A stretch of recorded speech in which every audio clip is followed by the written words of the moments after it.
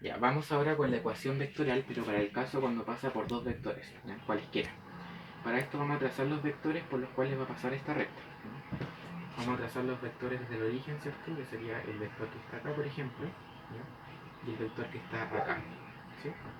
Entonces este vector, por ejemplo, le voy a llamar P sub 0. Y este vector de acá le voy a llamar P. Y ahora, en este caso, para cuando la recta pasa por dos vectores distintos, se ve la recta como si pasara por los extremos de los vectores, ¿ya? Porque, por ejemplo, si tratáramos de buscar una recta que pasara por ambos, encima de ellos no se podría.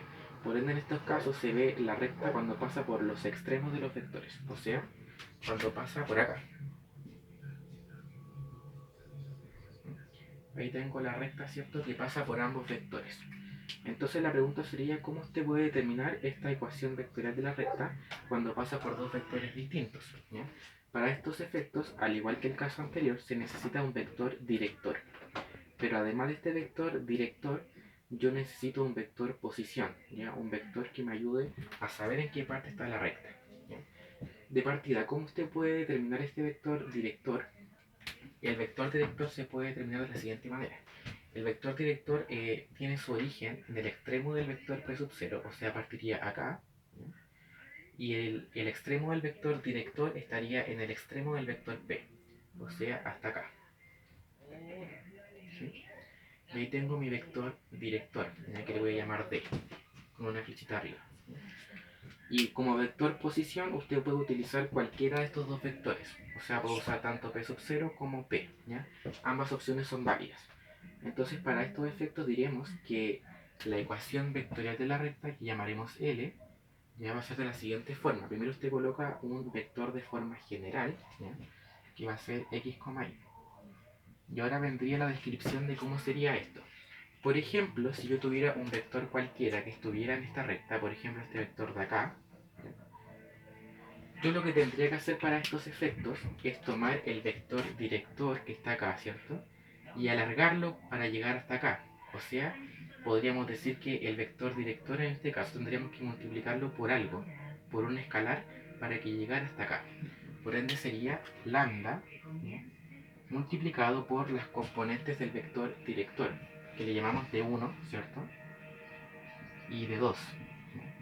Pero además de eso necesito un vector posición. ¿Por qué? Porque si usted se da cuenta, ahora el vector director no parte desde el origen, sino que parte desde el extremo de este vector.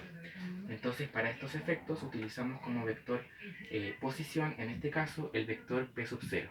Entonces, con la ayuda del vector P sub 0 y con el vector director ya alargado, podemos formar este vector de acá.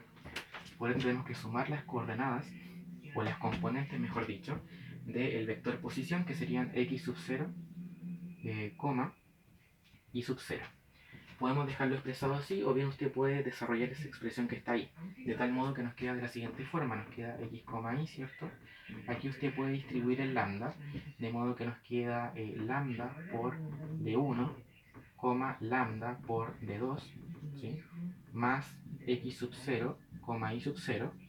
Y además podemos sumar, ¿cierto?, estos vectores, que sería componente a componente, de modo que nos queda así: x, y es igual a lambda de 1, ¿cierto?, más la primera componente, que es x sub 0, lambda de 2, más la segunda componente, que es y sub 0.